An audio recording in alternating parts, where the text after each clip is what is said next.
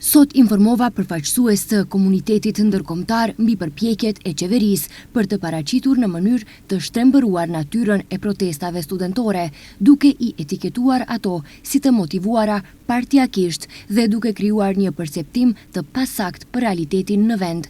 Në këtë mënyrë kanë reaguar nga BDI përmes ish-ministrit të jashtëm Bujar Osmani.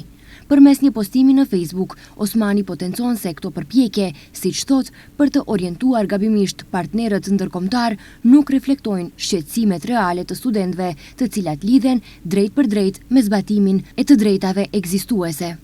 Në këtë kontekst, sqarova edhe interpretimet e pasakta mbi opinionin e Komisionit të Venecias. Opinioni i marsit 2025 nuk trajton kufizimin e të drejtave gjuhësore dhe nuk i referohet legjislacionit tonë, por fokusohet në aspektet praktike të zbatimit, si kostoja dhe mbështetja logjistike, duke theksuar se këto janë standarde minimale që duhet të plotësohen, shkruan Osmani në Facebook.